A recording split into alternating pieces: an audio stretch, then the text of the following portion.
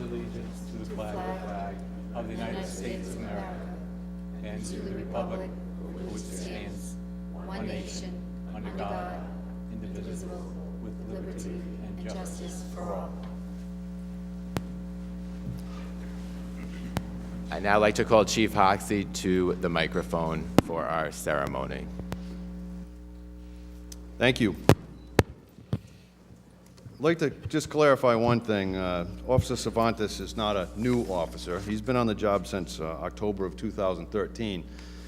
He was hired just after our first awards and promotion ceremony, so we missed that. Last year we had some scheduling issues and he decided to go on a cruise. His wife made him, he said so. He was hired on October 21st, 2013. Manny was born in Pueblo, Colorado, and grew up in Venezuela. Graduated from the Municipal Police Academy, the class of 2012-1, in May of 2012. He was an officer hired originally by the Hopkinton Police Department until he joined us. He's a graduate of CCRI in May of 2014 with an Associate's in Science, highest honors, law enforcement. He's currently attending Roger Williams University, pursuing his bachelor's in science and criminal justice. His years in Venezuela, he is fluent in Spanish, which is a big advantage to us. Enjoys hunting and fishing. He's been a great addition, and in his short time here is already the senior officer on the midnight shift. Manny?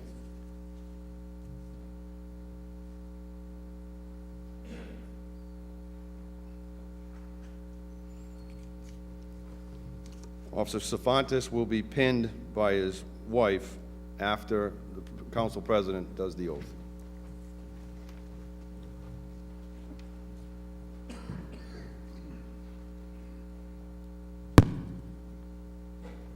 I, Manuel Cervantes, do solemnly swear to uphold the Constitution of the United States, the general laws of Rhode Island, and the charter and ordinances of the town of Narragansett, and to faithfully serve as a patrol officer on the Narragansett Police Department to the best of my ability, so help me God.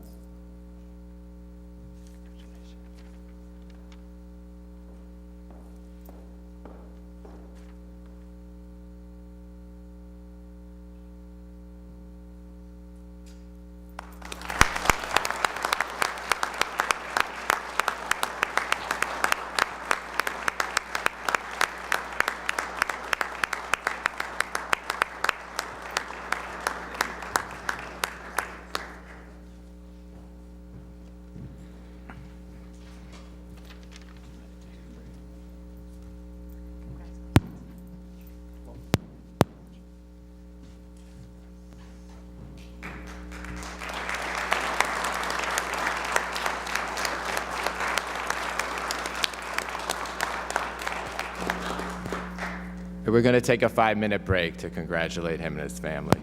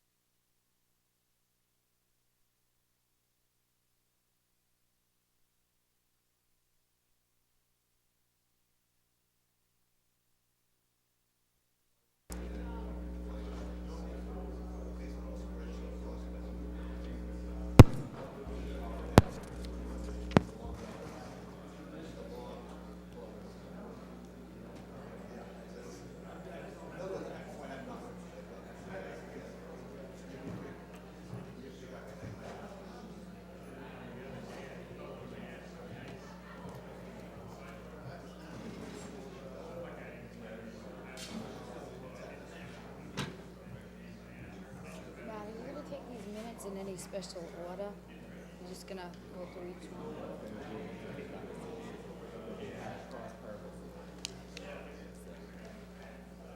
You're gonna have to take each one individually.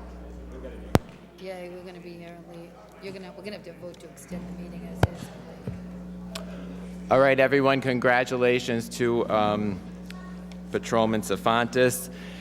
All right, so what we're going to do now is we've got our approval of our minutes. We have several different meeting minutes. I'm going to hold one January 20th, 2015 regular meeting. So I'm going to just read off the whole list for approval of minutes, unless anyone has another one they would like to hold. Approval of the minutes of the December 2nd, 2014 special meeting, December 22nd, 2014 work session meeting, December 30th, 2014 work session meeting, January 5th, 2015 work session meeting, January 5th, 2015 regular meeting, January 13th, 2015 work session meeting, January 28th, 2015 work session meeting, January 28th, 2014 special meeting. I'll move that motion. Second. Discussion. All in favor? Aye. Aye. Motion approved 5-0.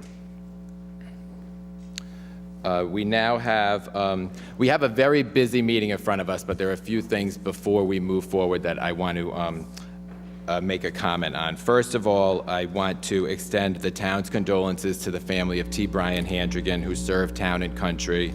He served 6 terms on the Narragansett Town Council and was president for 5 terms. Again, wish to extend our prayers and sympathy to all of the family and would like to take a moment of silent prayer at this time for him.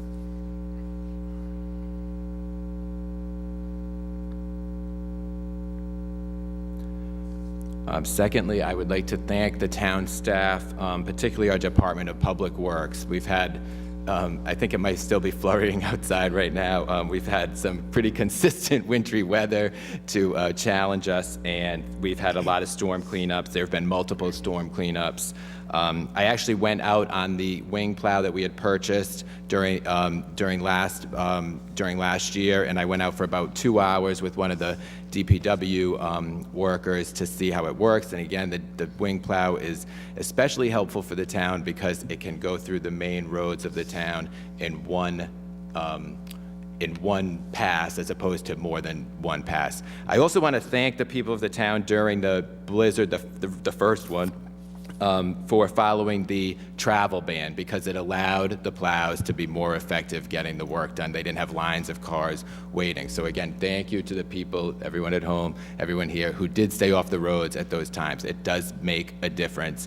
And I'm not just saying this, that the town staff's done a good job here because I was in Providence and it's not so good up there. So anyway, that being said, we have updates of state projects. I don't believe there's anything on, but I do want Pam to talk about our meeting with the governor and the South Kingston leadership. During the first storm with which we were bombarded, I got an email at home that I have to tell you that the governor's office stayed in very close touch with leadership here in Narragansett and all the towns and communities throughout the state. And the Lieutenant Governor's office did, and through Scott Partington and Dean Hoxie, we also were kept informed by REMA and FEMA. So I was impressed when I got an email sitting at home in the height of the blizzard that the governor would be in the next day to meet with just me, myself, and Steve Alfred, the town manager in South Kingstown, and we were to bring our DPW directors with us. She wanted to talk about the storm. So we had Matt Maddox went with me to meet the governor in a local coffee shop. Then it was indeed, and so did Mike DeChico, who's sitting right there. And it was indeed a surprise. The coffee shop owner and people that worked there had no idea the governor was going to walk in their office or in their coffee shop, and she did. I found her to be very sincerely interested in what worked for us down here and what didn't work for us down here so that they could be ready for the next storm. So we talked about the storm, and she talked directly to the DPW directors of the 2 towns involved and to the leadership of the 2 towns involved. We were, she then sat back and said, okay, what else, folks? Because you've got me now, and I don't know when the next time I'll be down here, so what else is on your mind? So, of course, I went right in with a salt shed. and asked her if she'd seen it yet, and would she please drive around the Rotary and take a look at the salt shed that the state has put on state land at the very entrance to our beautiful town.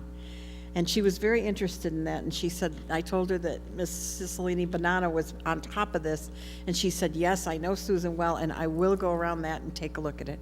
I said, we will be approaching you or someone or the state delegation to talk about the salt shed. And my other issue was simply to talk about relying on our state delegation and the state elected officials to help us with our quest with URI for student rentals, and to get some sort of help from the state through the university system for our police enforcement costs in the town of Narragansett. And of course, that made the papers. I have to tell you that I was very impressed with her sincerity. She seems very sincere. And truly, it's the sign of a new administration, I know, but she seems truly interested. I mean, she made the effort to come down here. She didn't have us go up there. I'd also like to say that in this long period where we've had so much work, I can't say enough about the DPW. I agree with you, Matt. I was just talking to Mr. DeCicco about our most recent storm, and it's like, oh, which one are we talking about? Well, when he sent his crews out on Saturday at 4 o'clock, and they didn't finish until Sunday evening. That's working almost 30 hours. And I know there's a lot of time. You have to send somebody home sometimes to get 3 hours sleep. They have to get meals, but it's an awful lot of work. We had an awful lot of exhausted people. But I have to tell you that when I went out this weekend after the storm finally stopped, some people did stop me to congratulate me on what the town DPW has done for Narragansett during this snowy period and kept the roads in good shape. So that's to your credit, Mike.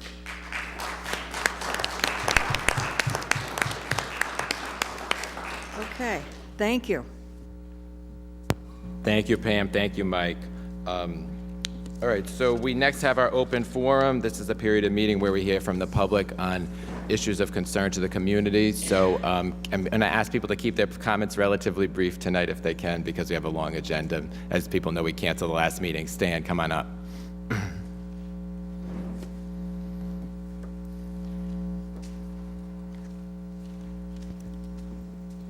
Thank you.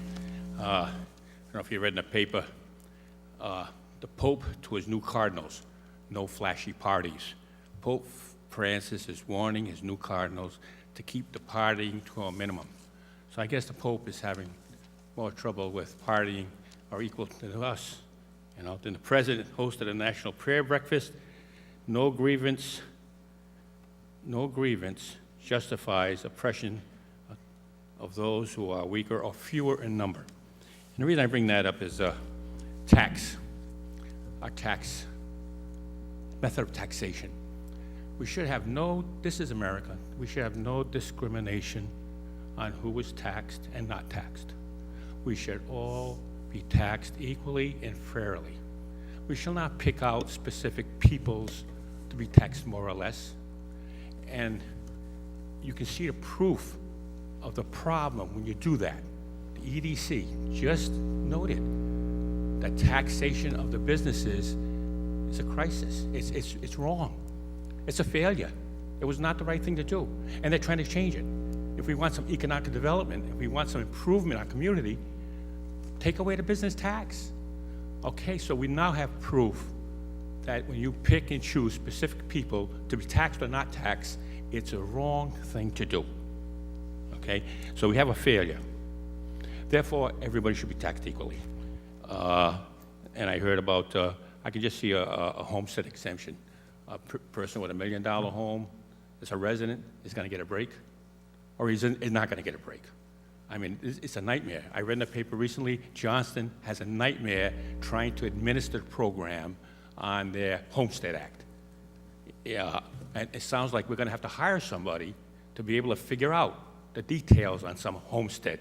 Again, unequal taxation is a nightmare, and we must stay away from that. Everybody treated equally. Go back to one system. You tax on property value, and everybody is treated equally in America. Thank you. Thank you. Ray.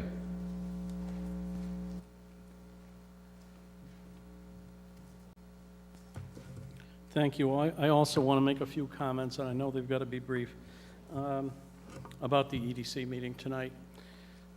Just to give you my take on this, I think this is just a real effort at social engineering, and I just don't agree with the goals of that type of operation. I think it's very divisive, and what we're doing at Narragansett 2100 is attempting to create community, create better community.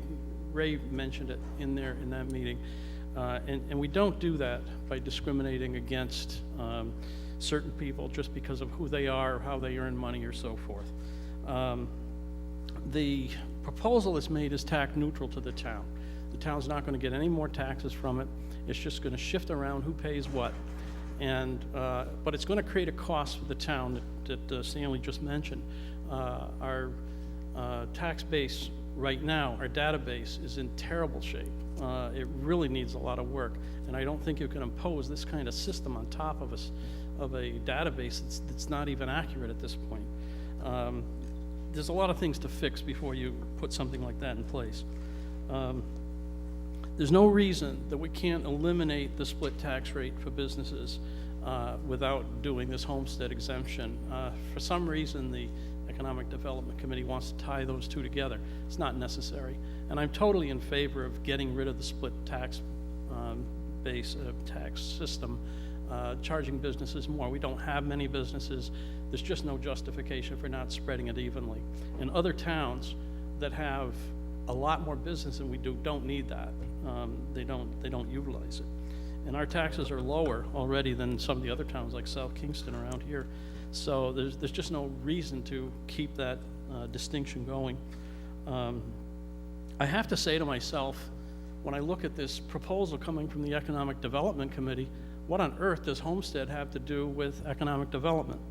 I just don't get that, and that wasn't explained at all. I think these are personal agendas that are driving this.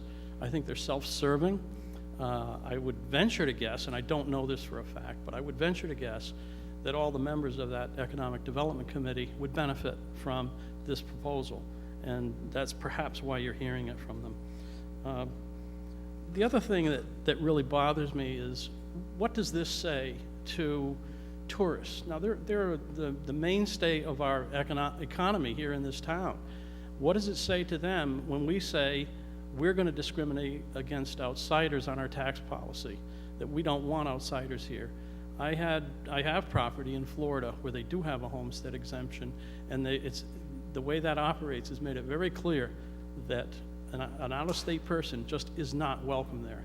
And it really turns me off on ever thinking of moving to Florida, even though I'm getting ready to retire one of these days, one of these years. So I don't think this is the way we build community, by trying to put barriers between people. That has to be broken down, and there'll be a lot more to say as time goes on. Thank you. Thank you, Ray. So we did have a work session. The EDC had bubbled this idea up to us. What I'll be requesting is, we didn't really hear much from the public at that, so we'll be having a public workshop in the coming months regarding the EDC proposal, and it was a pretty lively discussion over there, so it's going to be some time before there's anything done. So anyone else for public comment? All right, there being none, what we will do is we have our motions to schedule public hearings. We have a motion to schedule a public hearing on the proposed Scarborough wastewater treatment facility flood-proofing project, and a motion to receive and place on file the recommendation from the planning board.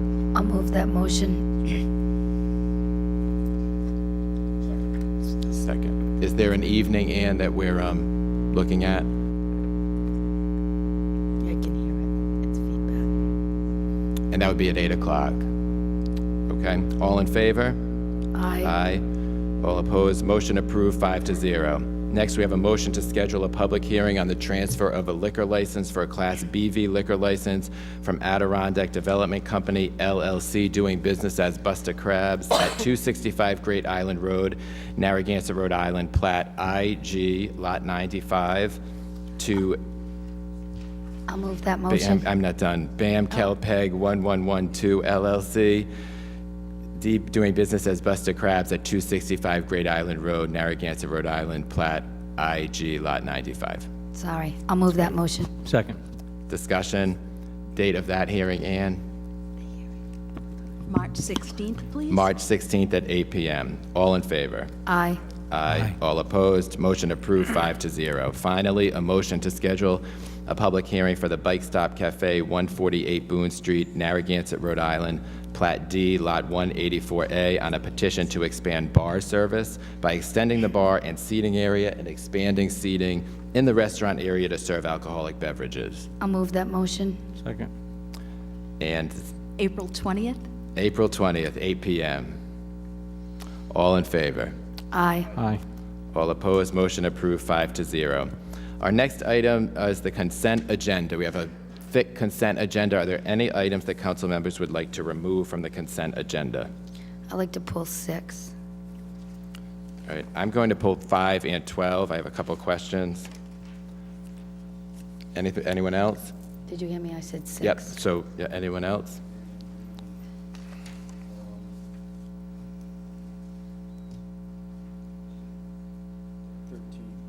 Thirteen. Okay.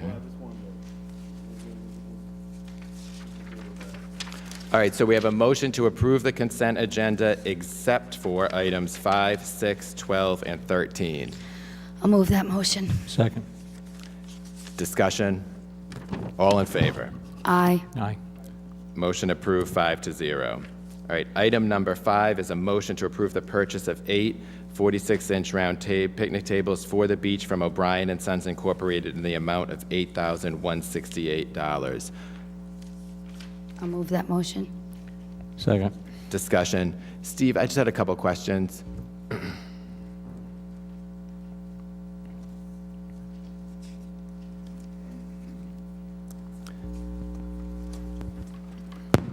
Good evening. Specifically, what are they for, and is this the cheapest price we can get? Yes, what we've been trying to do over the last few years is to replace all the amenities at the beach. We've been replacing, as you've noticed, if you've been at the beach for the last couple of years, the park benches, all the trash barrels down, and all the corrals and the decks with all new amenities, removing all the wood products with corrosive-resistant, salt-resistant products, and so we've been using picnic tables, your typical picnic tables at the beaches, and we've been getting complaints about the picnic tables, splinters, and they deteriorate, and so what we've been placed out for bid is these particular tables are corrosive resistant, salt tolerant. We're gonna put 4 at the South Pavilion and 4 at the North Pavilion, and they're for family seating. You can put an umbrella on them, and they'll last for many, many years. They're very heavy constructed picnic tables, so you get what you pay for. They're through O'Brien & Sons. They're a commercial grade picnic table, and so we highly recommend purchasing these tables. All right, thanks, Steve. Matt, Can I just ask a question, Steve? Where are they going to go in the north and south? Are they going to be in the sand, or are they going to be on the? Where are they going to be placed? They will be out on the not on the pavilions, out on the concrete decks. They'll be secured for Oh. the season, and what we'll do is put them away for the winter. We won't leave them out for the winter. So right down the stairs from where the concession is in that Yes, area? yes. Okay. And Matt, I looked it up, and that was a good price. I looked it up in a couple of areas, so nice Great. job, Steve. You can go on the internet and find a variety of different tables, but these are very well constructed. They're very well made, and they will, if they're maintained, which I hope you will understand. We do maintain everything, and we put them away for the winter. They will be winterized. Steve, I pulled 6, so just don't go She pulled far. 6, so she You said can- stay I'm up just saying, there. you can just stay there, because Yeah. I All pulled right, the next one. any further discussion on 5? All in favor? Aye. Aye. Motion approved, 5-0. Okay, item number 6 is a motion to approve the request from Joe Olivo for a new Joe's Journey 5K road race to benefit the Autism Project scheduled for Saturday, April 11th, 2015, starting at 8:30 a.m., subject to approval of state and local regulations. I'll move that motion. Second. Discussion. So, Steve, I noticed on the agenda there were a lot of races, and you know I support them all. And last night I was looking for a schedule to see if you could see all the different races in the town. Does that exist? I have all the schedules of races in my office. I can certainly provide that to you. I mean, if we have our new Rec Pro software program has a rec program with all of our special events. Yeah, no, so I just wanted to know, I was looking on the website, I just didn't know, I know that we had capped it, we said, 10 races from May to September. I was just wondering how many we had and where they would be located. So Right yeah, I now- think that would be helpful. Right now, there's between 25 and 30. I can send that to you. Yeah, that'd be, I was just thinking the public would want to see all the different races as well, not just me, but I mean. Sure. I Or think- even add on the, it would, when in the binder or in the iPad, just adding the schedule, like as it's updated of what it looks like, if you have that in a readily available, because there were a lot of races on tonight. Right. Yeah. Well, most of these are annual And we races. trust you on scheduling, but if, like, some of them, like, as you know, with the Summer's End party, there was kind of like a little glitch there this year, so we just don't want to, like, vote on something and then someone comes back and says, you put two races the same day, Well, type thing. and that's what we're very, very careful about, coordinating races with special events. And so with a software program we have in our office, with Rec Pro, with that calendar, we're able to take a look at special events at the beach, special events at any one of our parks, along with the road races. So that's why that calendar, it's available to us, but it's not posted on our website for the public to see. But I can certainly post the road races, that are available to the public. Yeah, That's so no problem. the reason I asked that is because, I'd like to know the races that are going. Sometimes I'm driving to church on Sunday, I'm like, oh, there's a race. So I think it would be good for the people to know what the races are and when they're happening in the town. I did see a lot of them, and I was thinking about that last night. So it would be great for people to know what's going on in the town. We can certainly post the races. A lot of them that we host on the town beach property. Some of these are not held on, we facilitate the paperwork, but they're not really something that we're hosting on our property. But the race that you're talking about now is actually a new race, and the young man Joe is here, and we're very excited about assisting him do a very special race for a cause that I think he's very excited about. I don't know if he wants to come up and say something. Yeah, mine's well, since we pulled it, I think it would be a great He's opportunity. very, very excited about that, and just Yeah. give him an opportunity to introduce himself. Good evening. Hi. My name is Joe Olivo. I am the creator of this 5K race I'm hosting on Saturday, April 11th to benefit the Autism Project for my senior project. Oh, very nice. Is there anything you want to ask? No, it was the first on the agenda of all the races, so you weren't singled out specifically, so But don't did you- feel bad. Yeah. Did you just say it was your senior project? Yes, it Yeah, is. very nice. So you could take a minute and tell us about that. Well, the thing of it, No, I just thought you would want to highlight it, but no need to. You're raising No, I- money for autism. For your senior Very project. good. money for autism, yes. Excellent. Good. Nice Thank you, job. and best of luck. Good luck. And I'll be sorry there. for mispronouncing your name. All right, all in favor? Aye. Aye. All opposed? Motion approved, 5-0. Item number 12, a motion to approve the extension of an agreement with the Town of East Greenwich Community Development Consortium to provide management and administration of the Narragansett Community Development Block Grant Program. Mike, I just have one question. Oh, go ahead. I'll move that motion. Second. All right, discussion. Mike, my question is, it seems like the answer's in here, but I just want to confirm it. We can pull out of this agreement if we didn't continue with the Community Block Development Program, correct? That's right, Mr. President. However, if you look at the contract that's attached to the agenda item, you note that there are two potential conditions wherein we would stay in the contract, A and B. And A is the more typical, when we sign a contract between the town and the state for a new grant round. If we were not to get any future grants, for instance, item B might still be in play because we do have grants that are being administered that were awarded in years past. And they typically take 2 to 3 to 4 years to be paid out completely. So item B may continue, even if we didn't get a grant at all this year, item B may be the But that would be holdover from the prior year. holdovers, exactly. Okay, So, great. Yeah, I just wanted to make sure if there wasn't and it's only an annual basis as well, so. That's right. And I might add that the funding for the administration comes out of the grant itself, not out of taxpayer dollars. Great, thank you. Further discussion? All right.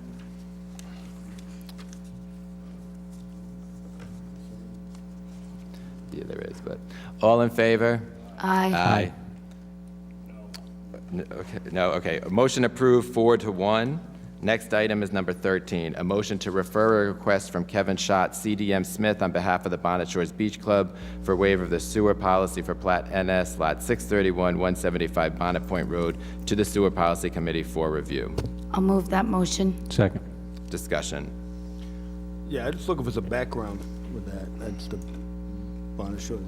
Yeah. My understanding is that all sewer policies come to Right. to Jeff, then he Correct. rejects them, and then they appeal that to the sewer committee. Right. So you and Susan will see it. All right, so next. they'll rear its Susan- head. Okay, Unless I'm wrong, there's Susan and Patrick No, sit on with, that committee. with Jeff, yep. Right. Yep, we'll see it. okay, all right.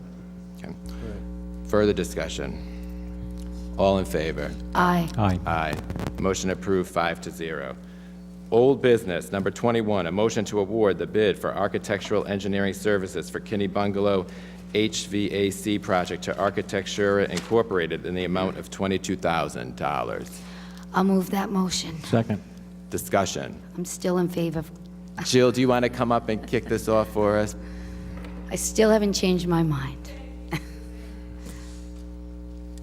Did you? Hello, everybody. Good. Tonight, Hi. hopefully, Hi, we can John. be able to put to rest an issue that's been around for about 6 years or so. Again, we have the money in the budget already allocated for this. We're looking only to find out answers that we need in order to make an intelligent decision on whether or not to put in heating and air conditioning into the bungalow. We need to find out how much it will cost to heat it, how much it will cost to cool it, and what the total project would cost. So again, this is not a vote to install the system, but just to do the engineering for the system. Aye.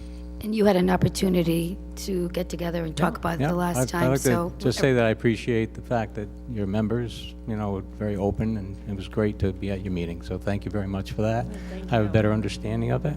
Great. I understand that there's more issues with that building, and I was wondering if those additional issues will be addressed with possibly this company, or if we have to put it out to bid again or something, maybe Jeff could Jeff help might us be with able to that. better explain that.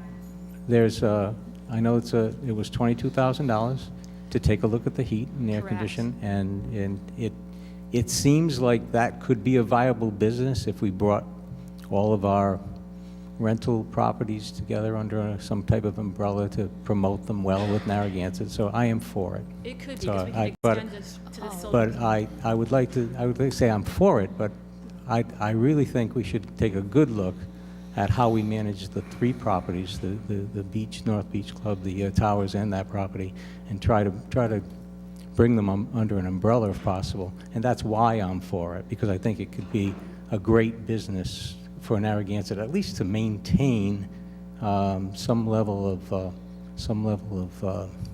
contribution to themselves, It's and two hopefully to the issues. land trust. You're right, Ray. It's So two I am issues. for It's it. The I would- structural concerns of a historic building. Yeah. Everyone has old buildings, we need to keep, but also to look. And I appreciate your committee being so open and welcoming. But again, there are structural problems with it. If that could be combined with this, that would be a wonderful thing, and I'd love to hear from you and Jeff If and we your could do that, committee. that would be great.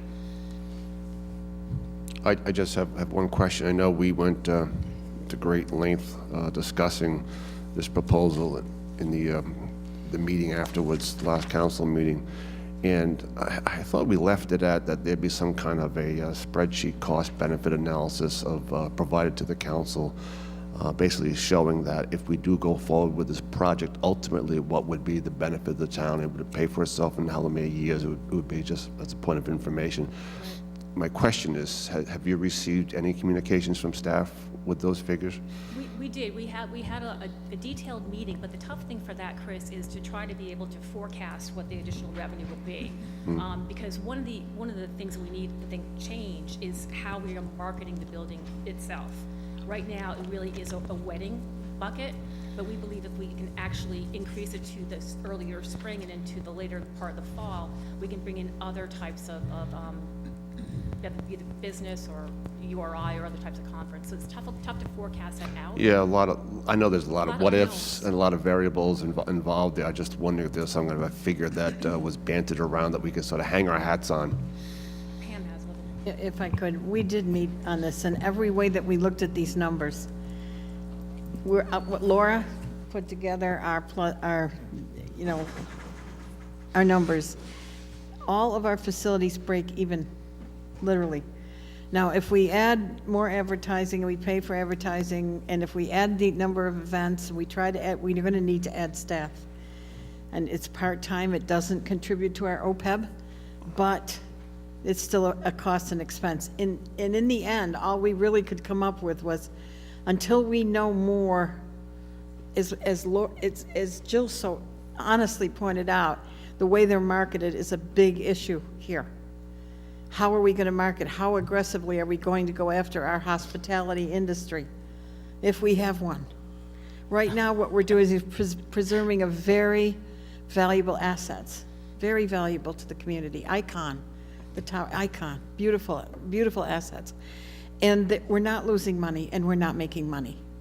Now, how much do we want to go forward and increase the amount of time and money we put into more events at each venue? It's not probable to come up with a figure right now. Laura Kenyon is here. Laura, am I correct in what I'm saying? Would you like to come up and have a... I know she has some more information on for you on the source of this funding also. Basically, they are enterprise funds, so they do run the revenue to the expense pretty well even every year. They're not huge money makers. As we go forward, whatever we market, same thing. It's not going to bring in a huge amount of revenue to the town for what we looked at the projections and the type of events that we hold. I think as a group, we should make a commitment in the budget season and maybe even making that April week, I hate to say it, a day longer, where we can talk about those enterprise funds so that we can have a more detailed conversation there about what Ray is talking about, to see what each of these, because we know we have, there's all those different ones, Towers, Sunset Farm. So I think that's where we would have that discussion. Thank you, Matt. I appreciate you. There is the standing up for that. question. There is the question, though, about the bidding process. And I don't know if we worked that out with Jeff, about if we increase, like Mr. Rinaldi said, if we enlarge the scope of the RFP to It's a include... professional service, so we could do a change order on... We could do a change order because it's Correct. a professional service. Right.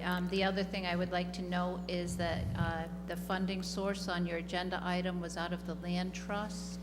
I would recommend that the money come out of the Kinney Bungalow, which has its own fund balance, as opposed to taking it from the land trust fund. Do you know what that fund balance is About approximately? $80,000. Oh, okay, so it could cover not only the 22, but if we were to... Possibly part of the work as well. Okay, and now, what do we have to do anything as a council to say that we'd like them to explore? Yes. The other work that I understand there's foundation, I brought it up last time, there's foundation issues and perhaps some other issues, I don't know. So could I make a motion that we allow them to explore that? Do they have to come back to us, or could we put a cap on it? I'm just wondering. I think there was an RFP that went out. I don't know if we'd be able to change it. We got our 2 bids. Jeff, I honestly feel, just Mr. don't know. Maddox, we would be, we should explore it because we have the opportunity to do it all right now. It's crucial Yeah. to the integrity of the building. It's and Jeff is very well aware of the problems. In fact, he's kind of shored up the building with an engineering firm to get us through till we could do something. But I think that you thought right now it's at 22, but maybe 30,000? If we were to include that problem in there? I wouldn't put a number on it tonight because I don't like to negotiate against myself. What I would recommend is that you award the contract for $22,000 and you direct the staff to pursue a change order with the architect for a specific scope to investigate the structural issues and the other things in and around the kitchen. That will come back to you as a change order before it's approved, before any action is taken on it. If we make a positive recommendation and you feel that the price for that change order is appropriate, you can then award it. That's great. That's really. So do you need a motion for that, or? Yeah, I think you can just. I think keep you'd it part of- amend the motion to direct staff. Could I amend Yeah, the motion to The that? motion could be to award the contract and direct the staff to pursue. That would make it clean. Change order for That additional. would make it very clear what the direction is. Okay, I'd like to make that motion. Do you have And I'll- that, Ann? And I'll second that. All right, any further discussion on that? All right, great. I know the Land Trust worked a great deal on this and forwarded this to us on a unanimous vote. So, all in favor? Aye. Aye. No. All opposed? No. Motion approved 4-1. Thank you. Thank you. Thank you. New business, a motion to approve and award the expenditure of $12,500 to the Dunes Club, which represents 50% of the total fee of the 2015 fireworks display on the 4th of July, 2015, with a rain date of July 5th, 2015. I'll move that motion. Second. Discussion. Steve, do you want to just talk about the partnership, or no? No, it's split, we're splitting the cost. Splitting the right? That's it. cost with All right. Dunes. Save All you, right. that's good. Any discussion? All in favor? Aye. Motion Thank you. approved 5-0. Item number 23, a motion to award the bid for T-shirts and golf shirts for the Parks and Recreation Department to the lowest bidder, Adwear and Specialty of Texas Incorporated, at their quoted prices for a one-year period ending February 2nd, 2016. I'll move that motion. Second. Discussion?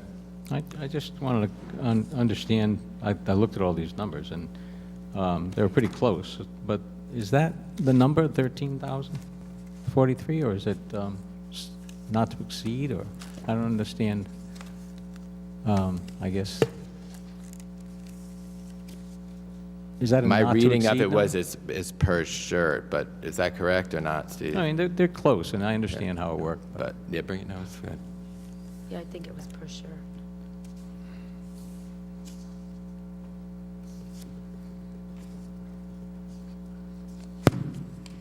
Again, good evening. This is, the Parks Department buys a lot of shirts and uniforms throughout the year, so this, instead of buying them in lump sum several times a year, this gives us a better price to do it one time a year, and so so these are per shirt, depending on how many we buy, so that's why you see all these different items and prices per shirt and uniform.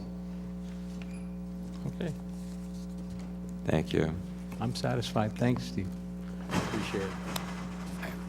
All in favor? Aye. Aye.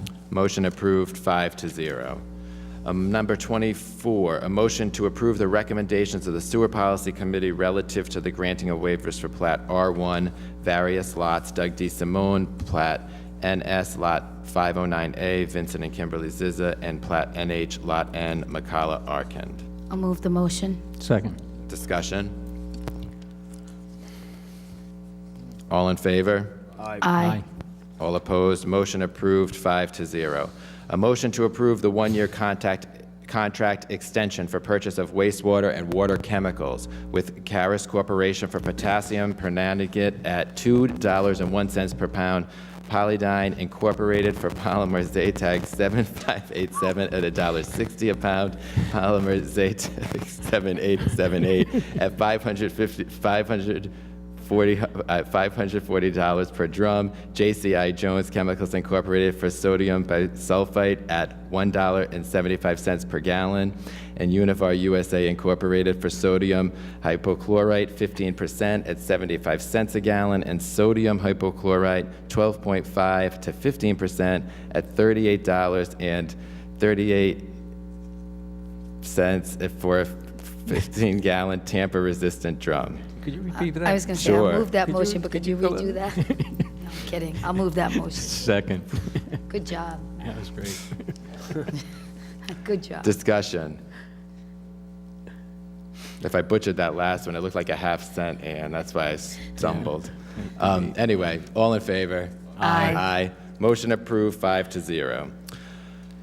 Item number 26, a motion to waive the current policy and authorize the use of the miscellaneous construction services contract with George Sermon Sand and Gravel to complete the installation of a new storm drain system on Robinson Street in an amount not to exceed $56,485. I'll move the motion. Second. Is this a motion, Mike and I have discussed this, is this one that people wouldn't mind continuing 2 weeks? Because I've gotten a few requests on this, and you're not going to work on it with all the snow, right, Mike?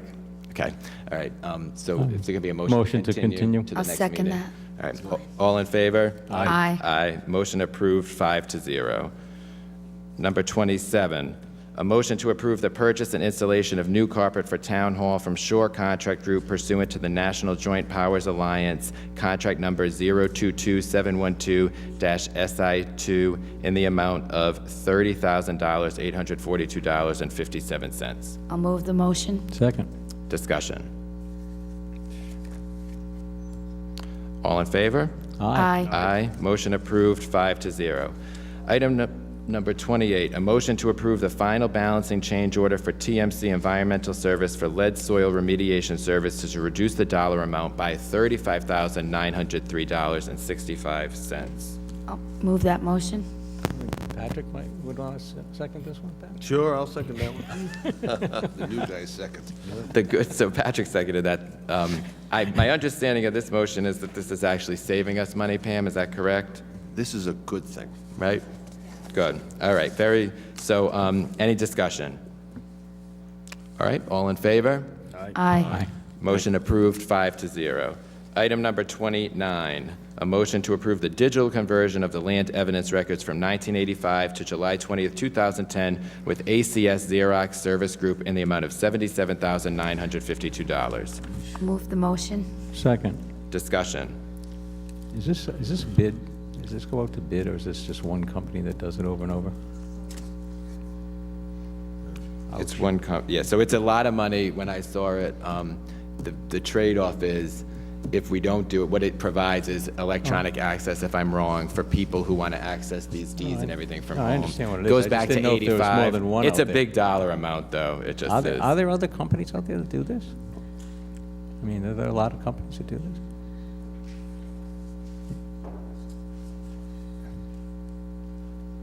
This company, I think, has 30 of Rhode Island Okay. communities. So it'd be very But difficult for there somebody are to other compete with them, huh? companies. But we have him already.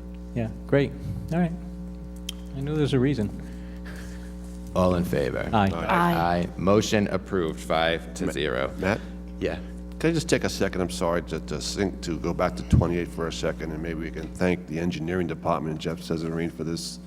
I mean, this one sort of got by us real fast, but it is a reduction of almost $36,000.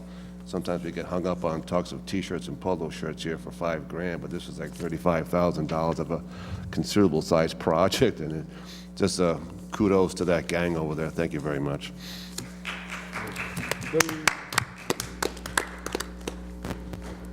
Item number 30, a motion to approve the contract extension for the paddle sports business concession at Middlebridge with Narrow River Kayaks until December 31st, 2015 for the Parks and Recreation Department with the same terms, conditions, and pricing within the lease that ended December 31st, 2013, and approve the rental of Cottage 94A to be utilized as office space for the paddle sports business concession.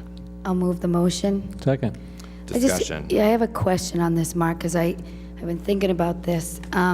If we were to extend the contract and the judgment came in, where would we be with that? Because if we want to extend it, which I would personally like to do while we're waiting, what would happen if we had a ruling from the courts? Would we wait for the following year? How would that work? A lot's going to depend upon what the ruling is. As I advised you, there's a hearing in early March before the Supreme Court on the show cause calendar. Decision typically could be 2 to 4 to 5 to 6 weeks after that. So your earliest is end of March into April. If the decision were to be to reverse Judge Rogers' initial decision that the council rejecting all bids was inappropriate and awarding the bid to Kayak Center, then this action would be nullified if you extended the contract. So if mid-May they decide that it should have gone to the vendor, this action would probably be nullified.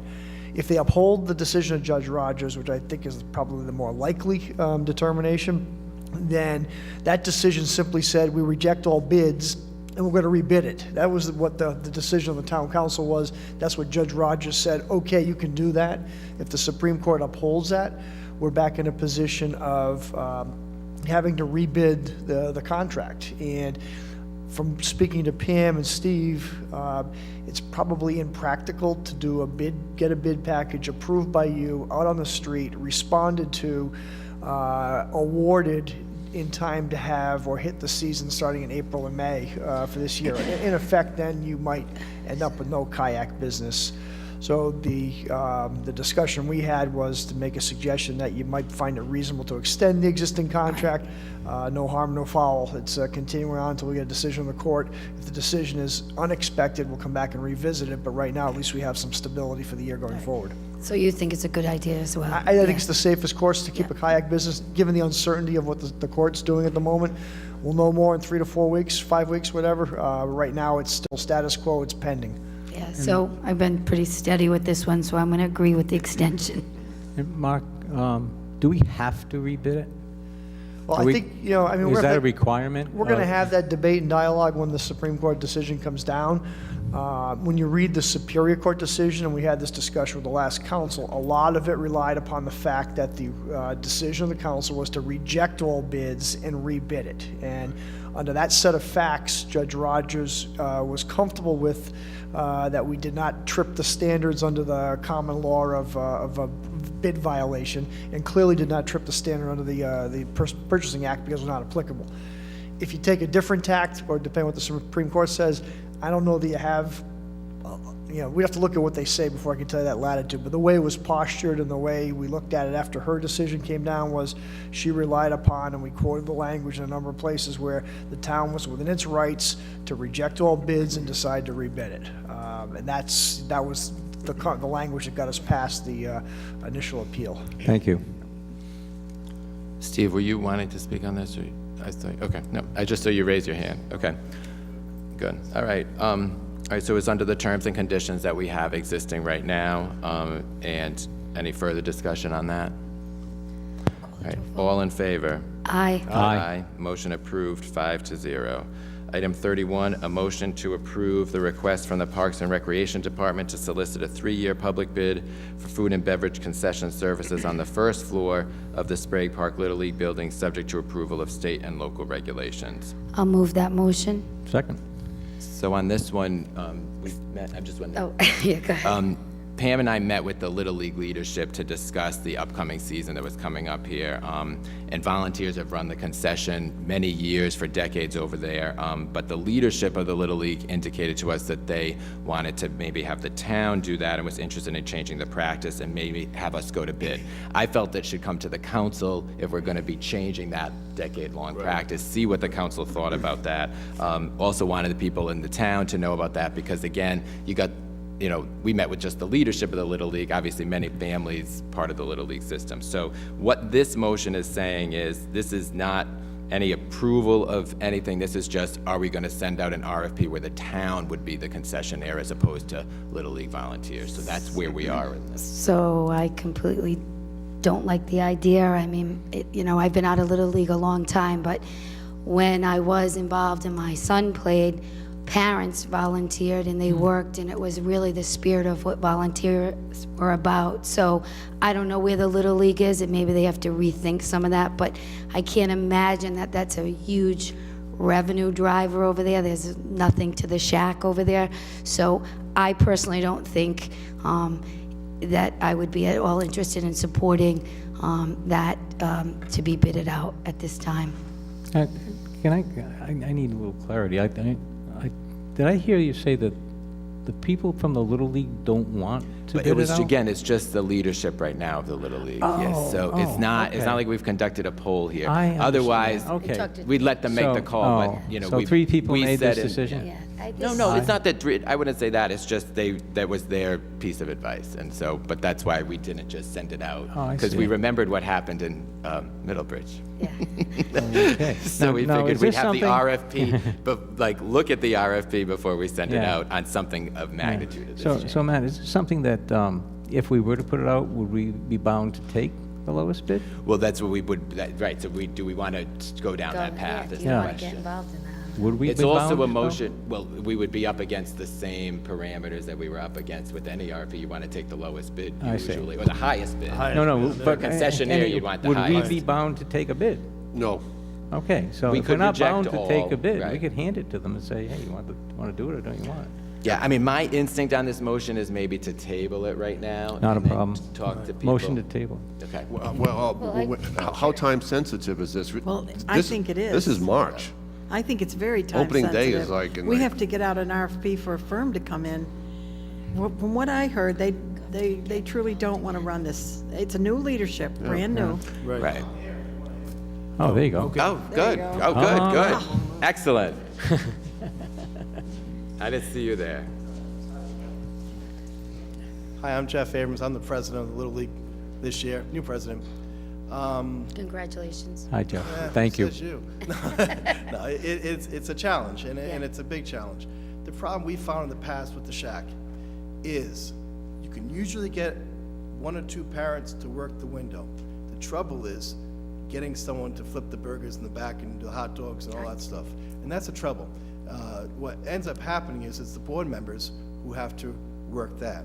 Unfortunately, most of the board members are coaches and managers of teams and don't have the time to spend doing that. And you're absolutely right. It doesn't make a lot of money, but I think if you had someone who knows what they're doing, other than say myself who has trouble making a peanut butter and jelly sandwich, the health and concern for the health and welfare of Little League parents might not be a bad idea against some people who know what they're doing in there, who can make it right. The burgers and all the other things that go on with the shack. It ran a particular way for 20-something, 30 years. I'm just curious what the change in... The change, very honest. It led to a real upheaval in the board. People who just said, hey, we put enough time into this board. It's Getting disappointing. sponsors, getting uniforms, registering players on the field to be able to get people in there to work the shack. And that's a tough part. I mean, it's volunteer, and I know I'm volunteering. I'm volunteering my time. Yeah, me too. But it's a sign of a diminishing community. It is. It's that, and also too, I think the league has diminished. We're getting less people in Little League now. Yeah. Soccer, lacrosse, maybe once Little League doesn't have the same appeal as it once had back when your children played too. It wasn't that long ago. So the dollar amount that, obviously there's going to be a profitability put in this now because there's no volunteers and there's a profit center put in the middle. But there's something that's paid out by that company, there's a bid. Will those dollars go towards supporting the Little League, or will those dollars go to something else? I'm just wondering where they'll go. Do you know, The Pam? dollars would then be the towns. Because Pardon me? we would bid out and get a price from Yeah. a certain vendor to staff and serve food at the Little League. That would, whatever we get yearly would be just like the one you just voted through for Sure, kayaks. it would just go to the It's town. the same All exact right. thing. All right, understood. Oh, what Jeff, they're I'm glad you giving were out. here. Thank No, you. we That's very understand, helpful. and I appreciate the time to No, go ahead. talk. Yeah, Jeff, just hang on one second. I know recently, I was told that the town is gonna start charging the Little League $2,500, is that correct? That was correct. All right, is that still active? I know there was talk about it. Well, I think that was part of the discussion, that, hey, instead of us giving again, we're on a I don't shoestring agree with that budget, either. like most nonprofits. In lieu of that, you can bid it out, and it'd be a win-win for both of us. Right. Well, I So think is that the reason, or is the That's reason the because you primary don't want to reason. do it? That's part of the reason, but having the shack run correctly is another reason. So do you feel it's a win-win? I think it'd be a win-win. I think the town can make I don't have a money problem with on a bid. The people will be fed decent food. We'd still have the storage space upstairs that we'd be looking for. Yeah, I think it's a perfect situation. Good. Well, I think if we go to an RFP, the league should get a $2,500 credit from that RFP. Right. Oh, you mean And not so they got. in lieu of Yeah, well, paying the 2,500? Yeah, exactly. So they get- Yeah, that's So what, that way I think that's what Pam did, right? Their account is Pam? clear with the town, Well, let's and they're Pam, in let's for the Pam, vote. have Pam. Can I? Go ahead. We've touched this, more than touched this. Okay. What we need is a policy from the council Okay. on all of the youth sports, not just one. We need it on all of them, okay? And I think we need to have a workshop at some time to discuss what's going on. Another workshop, huh? I know, we got to do Pam, something. we That's okay, let's voted do on it. that in 2012, when James Callahan was Yes. the president. It was on the consent agenda, and I think there was a misunderstanding, because I think we thought it was out of town. So it's soccer, it's Little League, it's all of those nonprofit, or all those organizations that help children, correct? Right, so, And they pay the town yeah, so, $1,000 a year. The Little League has to pay $2,500 a year because of the building. We pay all the utilities in the building. For Little League, we have one full-time Parks member that only does Little League parks in the whole town for the whole baseball season. And we discussed all this. We had quite a good meeting. I think it was a very good meeting. very productive, Very yes. good. And they're rebuilding, they're starting over, they've got new leadership that's struggling to come up on their feet. And what we decided was that at some point, we talked this over, we will come to you, we need a policy towards all youth sports. Great. Right. Sounds like you got it covered, Dan. It She just does. seems to me right now that the staff has talked to the Little League, and it's your desire to go forward with this RFP to get a private company here to work the concession stands. That's what you want, right? That's absolutely right. Yeah. So I'm good with that. Yeah. Thanks. That's fine, thank you. Thank you. Thank you again. Thank you, Jeff. Thank you. I'm glad you brought it up, Matt, but, you know, I'm happy with it. Okay, so any further discussion? All in favor? Aye. Aye. nay. Motion approved, 4-1. Item 31, a motion to approve the request from the Parks and Recreation Department to solicit a 3-year bid for food and service beverage concession, I'm sorry. Item number 32, a motion to award the bid, deja vu. A motion to award the bid, thank you, for billing for emergency response services to Comstar Ambulance Billing Services at the quoted rate of 4% fee for the total amount collected for a 3-year period. I'll move that motion. Second. Discussion. So why did it go to 4% instead of the 3.5%? It's because they weren't qualified? Is that what it was? Pam? Scott or Pam? Is it because the lowest bidder was not as qualified a bidder? Is that what it was? Well, I've talked this over several times with the fire chief. I would like him to address it because he has firsthand experience with the Yeah. third party that we have. And the other thing is, you know, and that's fine. The second part of it is what is the dollar amount? So it's two parts. The town makes a ton of money. No, that's fine, but I don't think we know until we, I couldn't. Traditionally, this had just gone out for lowest bidder. Yeah.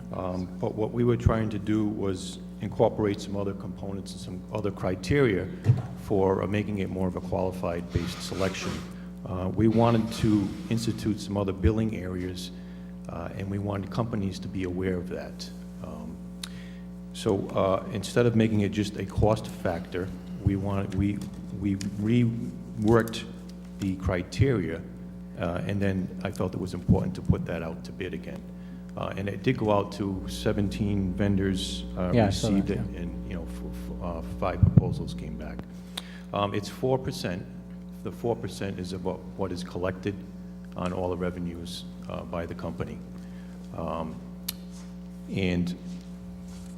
that has amounted to about $400,000 annually.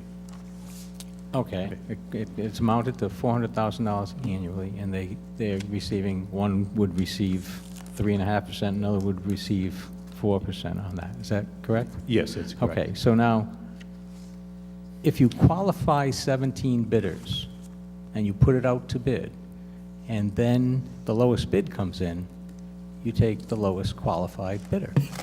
But if you take the bids, and then you put the qualifications together, that's not how the bidding process, I don't think, is supposed to work. So, you know, perhaps I'm wrong, I don't know.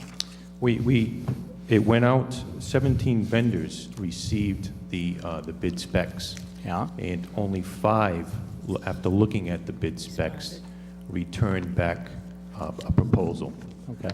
And that was because we were instituting other areas of billing that we hadn't done traditionally. Areas such as hazardous materials billing, other emergency services related to vehicle accidents, things of that nature. not just EMS or rescue transport billing, which a lot of those vendors do not do, were not capable of doing. So that was one of the reasons why I felt it was important to go out to rebid. It just so happens that the winning company is the current company that we are currently using, which is Comstar. They have been our billing company for the last, I believe since 2006. All right. And they did finish out on top again. Okay, But I just wanted to make well, it they clear. really with them. didn't. They finished out on top of your secondary qualification review. What I'm saying is that in the bidding process that I've been involved with in my life, you qualify your bidders first, then you put the bids out. And then, I mean, you certainly can choose after that, but, and I understand. That's all. I'm just trying to, that's just how I understood it, that's all. If I can, And I appreciate it. Thank you for the explanation. In the municipal bidding procedure, we write the qualifications into the bid. Yep. That's what makes it a QBS. It was a qualified bid, which means we don't have to choose the lowest. Yep. We actually can choose the bid that fits our qualifications. Yep. And it has to go out that way, and it can't be changed. You know, or we don't qualify them first. There's a much more elaborate bidding system that would be probably for a system much larger than this, where you qualify bids first. This wouldn't fit into it. It's not a large enough sum. Okay.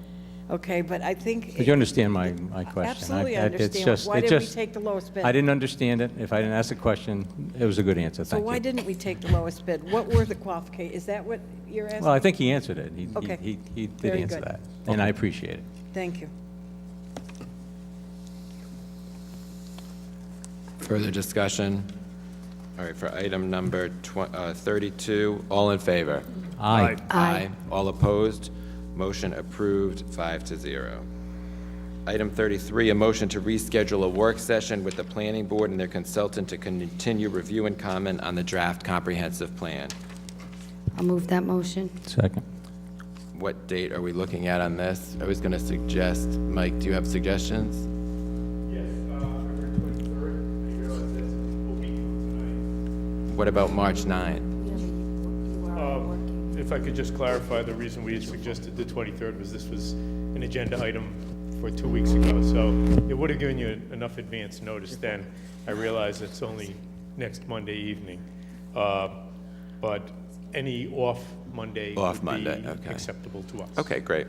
Can we go with March 9th? I can't do the 23rd. Okay. How's March 9th? If I might interject, our planning board chairman is here. I haven't run that date by him yet, so. Terry, no? Yeah, excuse me. I'm good with it. I just checked, Mr. President. We had vetted the 23rd with the board, and everybody was good, so. Can we do March 9th, and can you check that date, and we'll make yeah, it we'd have- contingent? We just want to make sure that we have representation on it. No, right, we want you guys to be there. So, Hey, can we do that and Matt, make it, what? As far as the time is concerned, I have a recreation meeting that night. Oh, you can't deny. It's 6:30, so if it's earlier, I don't have an issue. Yeah, I don't think this is a short meeting. Right. And not the last one, either. I would say this meeting has pretty much preference on a lot of different things than our normal routines I'll- are. I'll bend. But that's okay, if you really want, then we would go to No, I'll- March I'll- 23rd. That'd be our other option. Well, I just hate to miss them. That's all. I mean, if we're after or. March 23rd. 23rd. With me. I just suggest Michael So- poll the planning board members, Michael, tomorrow. Yeah, so we'll make it contingent on the planning board's, it'll be March 23rd contingent on planning board's availability to attend. 6:30, 23rd. March. 6:30? Is that enough time? Yeah, because it can go on See on and the on. item. Yep. Okay, thank you. Okay, so just for everyone and for the public to know, that's looking like March 23rd, waiting for planning board members to let us know they can do it at 6:30. All in favor? Aye. Aye. All opposed? Motion approved, 5-0. Item 34, a motion to reschedule a work session with the board members of the Maury Lungens Memorial Library. I'll move that motion. Second. And this, we're looking at, I think, March 2nd, and that would be at 6:30 with the library board. All right, all in favor? Aye. Aye. Aye. All opposed, motion approved, 5-0. Item number 35, a motion. Matt, what was that date? I'm sorry. That's March 2nd, 6:30 PM. That's library Yep. board work session. Yep, thanks. All right. 35 is a motion to schedule a work session between the town council and the town auditors, Bacon and Company LLC, regarding the fiscal year 2013-2014 financial audit. And was there a motion? I'll move that motion. Second. And this is looking like a suggested date of March 16th. So that'd be 6:30, March 16th, for the audit meeting. All in favor? Aye. Aye. Aye. All opposed, motion approved, 5-0. Item number 36, a motion to appoint 2 individuals to the Economic Development Committee to fill 2 vacant seats for 3-year terms, one expiring on June 1st, 2017, and the other expiring on December 1st, 2017. I'll move that motion. I have a, Second. I know Susan wants to nominate, so you Yeah, go I'd ahead, like- Susan. Okay, I'd like to nominate Bretta Combs for that Is spot. there a second? I'll second that. And this is for which term? The one Well, she expiring came June in short. 1st or December 1st? I think June 1st. She came in first in that pile, right, Chris? Oh, She- Yeah, so. haven't got that I mean, detail. I don't care what your pleasure is. Okay, all in favor? Aye. Aye, all opposed? And I would like to, Motion approved, 5-0. I'd like to put before the council for nomination of the second slot to Mr. Joseph Lembo of Black Adler Trail. Mr. Lembo is a sales manager at Cumulus Media, which handles the radio stations WPRO, AM, FM, and several others. His expertise is in marketing and sales, something I think the EDC could be using. I'll second that. Discussion. All in favor? Aye. Aye, motion approved, 5-0. Thank you. Okay, number 37, a motion to reappoint 2 individuals to the Historic District Commission for a 3-year term to expire on January 1st, 2018. Reappoint the current alternate member to fill an unexpired term ending on January 1st, 2017, and appoint an individual as an alternate for a 1-year term to expire on January 1st, 2016. I think, Mr. President, I don't know if that's a council duty. I think, isn't there a funny glitch in the law where the council president does that appointing? I mean, you can consult with the council, of course, but I think the council. Sorry, I don't know. Actually, Chris, I think you're right. Yeah, I remember that. When we appointed the board the first time a number of years ago, there was something in the state law that indicated the council president would be the appointing authority. Yeah. And I think it might have been Mr. Handragan at that point in time who consulted with the full body to pick Right. and choose who were the suggested nominees. If you give me a moment, I'll look at the state law to make sure it hasn't changed, but I think you're right, Chris. Yeah, I was reading this, and I was thinking, I remember there's a glitchy law involved here where actually the council president was the sole appointer for that committee. So I'll take a motion then to table this, and we'll do the separate appointment process, because I want to read the statute and everything before I just do it. Yeah. Motion to table. I'll make that motion. Second. All in favor? Aye. Aye. Approved 5-0 to table item number 37. A motion to reappoint 1 individual to the Land Conservancy Trust for a 3-year term, which will expire on January 1st, 2018. I'll move that motion. Second. On this one, though, we probably want to separate this motion. We want to reappoint somebody, and then there's 2 vacant seats, so we might want to split this motion. So could someone amend it to just do the Amend, reappointment? split the motion and To reappoint? I would motion to reappoint Thomas E. Rogers. Is there a second? Second. I'll second that. Discussion? All right, all in favor? Aye. Motion approved 5-0. And now the motion to appoint, which would be, if I could have 2 individuals to the Land Conservancy Trust for a 3-year term, which will expire on January 1st, 2018. I would like to recommend for the council Susan H. Bush for one position. And the second one would be Christopher M. Goglia. Susan, by background, has been very active in Narragansett on many different fronts. She has a banking background, but primarily now she's a private consultant for recycling and waste management to different companies and state, local governments in the United States and Canada. And Chris Goglia is an entrepreneur. I think he's involved in, he's the president of a software company, president of managing of, he's involved in technology, software, etc. I think both would be good appointments to the Land Trust. I'll second that. Further discussion, I agree, good appointments to the Land Trust. Any further discussion on those? Motion, all in favor? Aye. Aye. All opposed. Motion approved 5-0. Congratulations.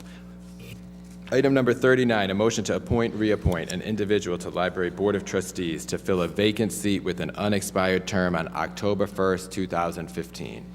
I'll move that motion. Second. Okay, so for discussion, do we have a name? I have a name. We got Robin. We have Robin Polazek, Yeah.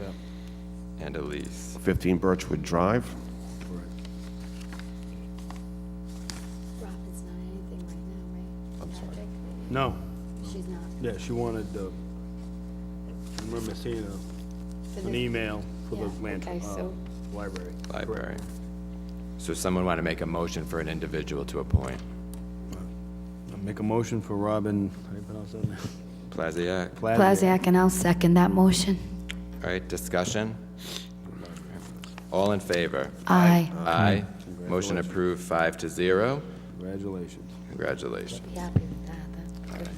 Item number 40, a motion to approve a consent agreement and affidavit agreeing that the position of Towers Coordinator shall be included in the bargaining unit and authorize the town solicitor to sign and file with the State Labor Relations Board. I'll move that motion. I'm going to I'll second. second for discussion. Okay, Ray's going to second for discussion. All right, so Pam? Yep.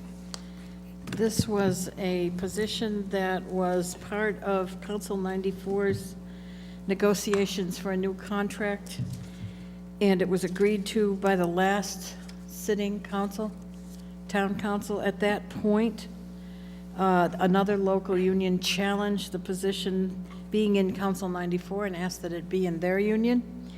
And then it went, they backed out of that. So at this point, it was negotiated on, it was passed by the council before you. And now, Mark, you had it sent up here.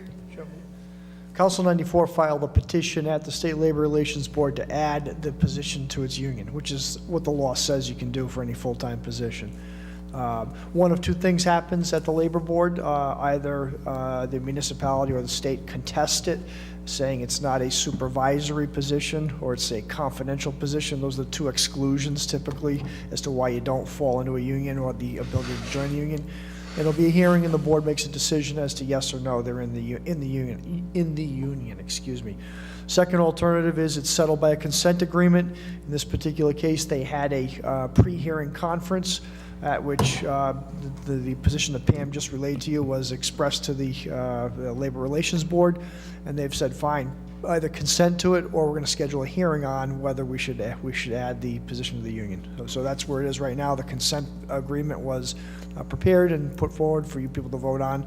If you decline to do so, there'll be a formal hearing at the Labor Relations Board. The two qualifications will be, is it a confidential position or is it a supervisory position? And if it meets one of those definitions, it probably would not come into the union. If it doesn't meet those definitions, it probably will go into the union. Okay. Go ahead. Dave?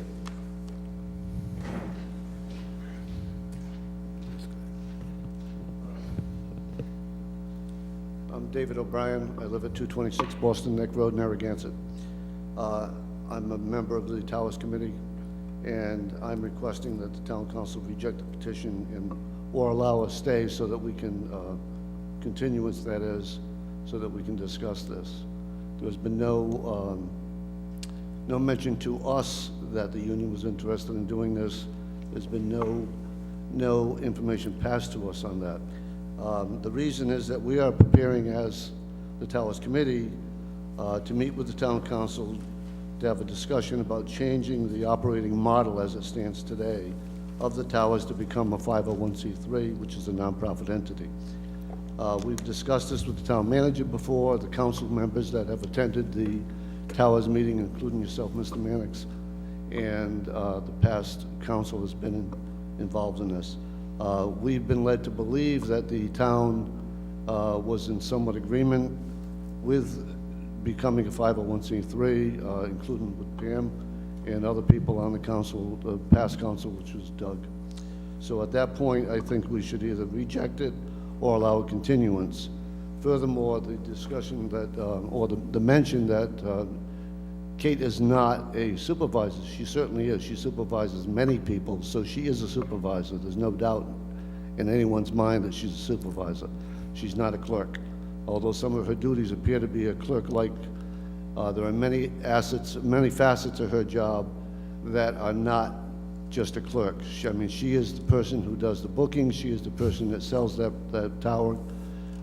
She is the towers. If anyone has any doubt about that, just ask anyone around here.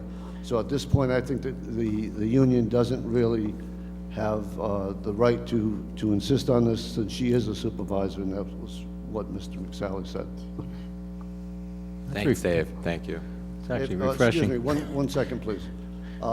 If there's any question on that, I can go back and cite in that affidavit, there's numbers 2, number 4, number 5, number 6, number 7 are all misstated. And I have information on that. Thank you. That was actually refreshing. I didn't expect that. If you look at number 2, it states the coordinator performs clerks similar duties. Actually, Kate supervises and delegates these duties. She's more into sales and booking events in supervising. Her job description was approved in the operating plan that was done several years ago, approved by the town council. Number 4, the Parks and Rec, it states, has supported the towers. It doesn't. It has only supported the towers when they do the Christmas lighting. That's the only time Parks and Recs supports that. The number 5, the towers coordinator reports to the towers committee, not to a department. Number 6, she has had much longer hours than any other clerk, so you can't compare that. And number 7, she functioned as a supervisor, supervising several staff members.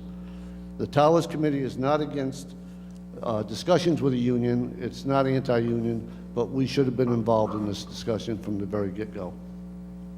Thank you. Thank you. Meg.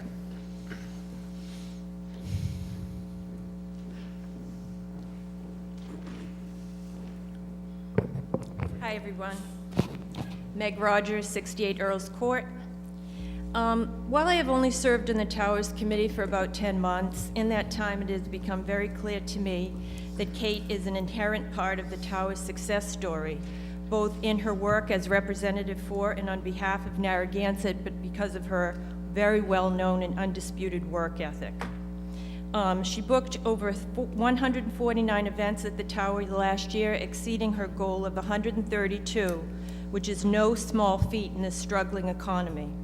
Put simply, Kate is foundationally important to the work of the Towers and has chosen to remain there despite having to sign a document cutting her hours and agreeing that she would be a direct report to Mrs. Nolan. I, or no one that I know of on the Towers Committee, has known of this agenda item about Council 94 seeking to add Kate into their ranks prior to 2 weeks ago. Council 94, which you know is part of AXME, states that they want to give a collective voice and help the quality of working people's lives. However, I don't understand, and I hope this council will ask, why didn't Council 94 even contact the employee in question? Kate was not aware of this, nor was anybody in the Towers Committee, including its chairman. Those who know the work of the Towers coordinator realizes that this is an improper job classification as my colleague has previously explained to you. The council should not continue this. It should reject it immediately because it's nothing more than a grab at a job by Council 94 without even showing the employee in question sufficient respect and courtesy to discuss the position with her. Moreover, it has the perception of a backroom deal. It doesn't pass the smell test because this is a decision that was made behind the back of an employee that purports to help and protect her. I'm not buying it. As a town, you well know that we are struggling to honor and meet the obligations that we made to past Council 94 and current union employees. This is not how unions should be doing their work. At least it's not what I learned around my kitchen table from my father, who was an elected union official. Before you vote on this, I would urge this council to answer the following questions. Why are we seeking to change something that has been working successfully for 35 years? The Towers coordinator position is a success story. And now, as all of you know, and as the town manager knows, the Towers is seeking to reinvent its current operating model and become more independent from government. That's something we should celebrate and applaud, and at the very least, we want to do that with great enthusiasm and embrace that. So certainly it's not the proper time to even be considering this. So do the right thing. If the unions want a hearing, so be it. Please vote this down tonight. Thank you.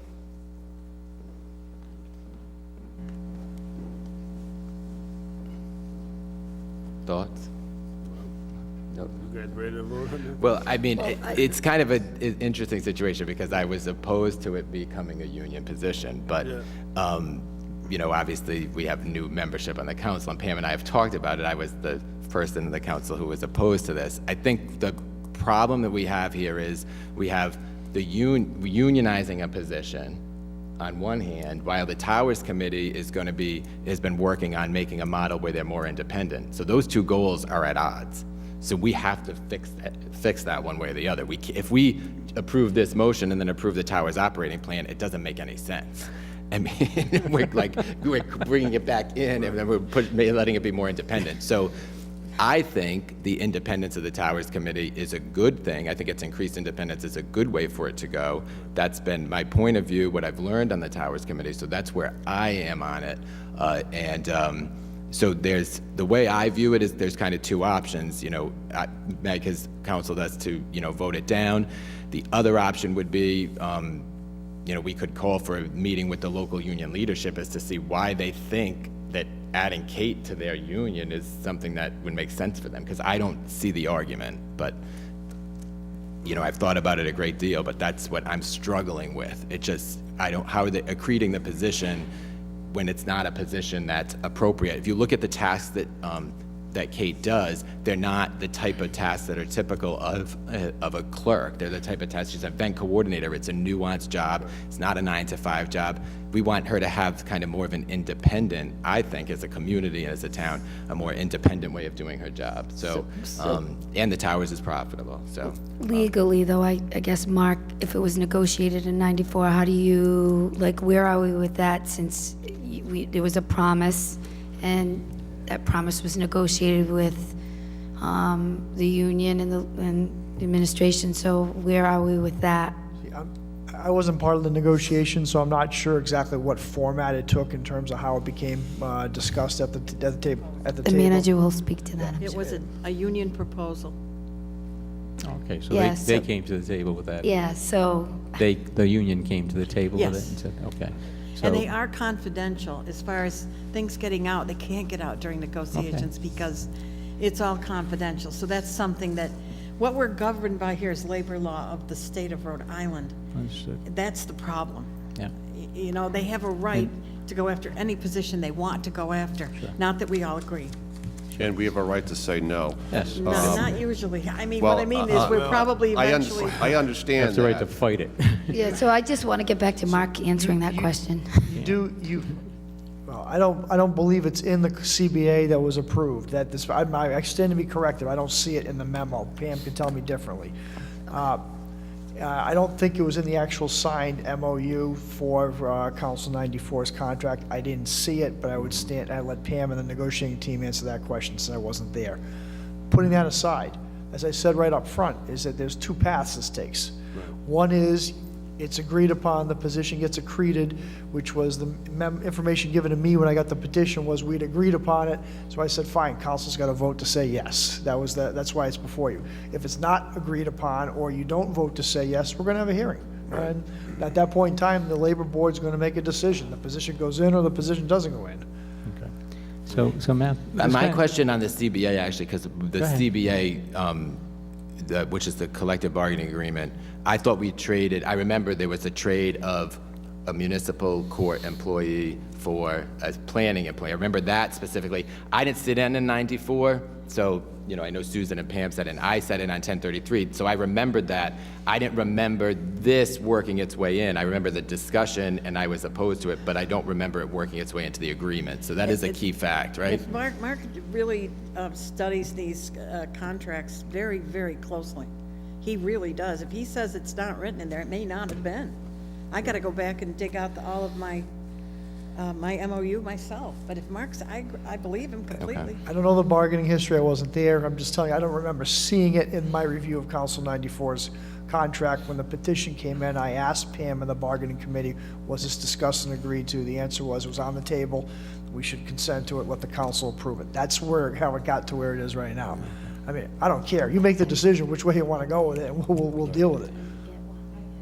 So Matt, you posed two paths, and I'd like to choose the path that denies. Yes, okay. Okay. So you would do an up or down vote tonight? Because I would like to do that immediately, I'd like to deny it, and this kind of ties in what you said earlier. And we get something that's successful for 35 years. Let's try to make that umbrella work for the other two properties and take that model and the improved model and do that. So I'd like to vote it down right now. I'd like to just hold on it to look at that agreement again to see if it was in there. I'd feel more comfortable than I could, so. If you want to let Pam and Laura review it, and I'll take a look at it again, but I want, Yeah. look at their notes. That would be the. Yeah, I want to go back and look at that too. Right, I Say think the again? motion I didn't hear before. Would that change? So though, would your that vote? change anything? I don't know if it would change my vote. Wouldn't change my vote. Would it change your vote? I'd like to Change vote It on would, it. might- okay. It might, because if it was Yeah, in the it's agreement. important. I don't want to break if we made that and it's written in that memorandum, then that would sorry. symbolize how I would If vote. it's I not think. in there, we have a very good Yeah, case then to if keep it's it not out. in there, that's right, so. Well, if it's not in there, then also, but perhaps on the offshoot that it even might be in there, if you listen to some of the testimony we've heard from people who've been on the Towers Committee, and I've been on the Towers Committee for 6 years. Yeah, 6 years. This is like my 7th year. It's just not a good fit. It just isn't, and you could rationalize it any way you want to. So, I don't think it belongs. It's not the direction we want to be going right now. Yeah, and I'd like to vote on it. All right, so if there's no further discussion, then we'll call a vote. All in favor? All opposed? Aye. Nay. I'm going to abstain because I just can't, I would rather All right, have so that the motion, memorandum. it fails 0-4 with 1 abstention. Yeah, but I would have liked to review it, really, you guys, since I was there. I know. Item 41. I respect you. A motion to approve the EDC's request to place a small sign near the Dillon Rotary that reads Pear Marketplace Shops. I'll move that motion. Second. This is just- Discussion. Yeah, this is just a leftover from EDC. Chris, you probably remember those wayward signs that are all over the town. This is one that they talked about but never got signage, and so Tony Santilli had recommended, I don't know if the map, I think the map wasn't in it. He had, before signage is placed in the town, he has to approve where it would go or suggest. And, obviously, on the Rotary, we don't want it to impede any of the beautiful view of Welcome to Narragansett, so and we certainly don't need anything near the salt shed, so I was thinking on the opposite side, they just wanted something to say Pier Shop, so I don't know where that would be. You know, in talking with Tony, I don't want it to be near the brick Narragansett, but maybe on the other side, by near the medical center over there, so people could go that way. But it was a recommendation from EDC, I think, actually from Carol Stewart, maybe along the way. But so I just wanted to shepherd it through to finish it. Great. That's it. All in favor? Aye. Aye. Aye. All opposed? Motion approved 5-0. A motion to retire to executive session after the February 17th, 2015 council meeting, as in accordance with Rhode Island General Laws 42-46-4, to discuss the performance reviews for Anna Myers Magistrate, John J. DeCubulis Municipal Court Judge, Probate Court Judge James L. Sheridan, Mark A. McSally Town Solicitor, and Robert Donnelly Assistant Town Solicitor, as in accordance with Rhode Island General Laws 42-46-5, subsection A1, and appoint Susan Cicilline Bonanno as Clerk Pro Tem. So Roll moved. call vote, is there a motion? Motion. Second. All right. Roll call vote. Mr. Wilkins? Aye. Mr. Murray? Aye. Mr. Mannix? Aye. Ms. Cicilline Bonanno? Aye. And Mr. Rinaldi? Aye. All right, thank you, everyone. Have a good night.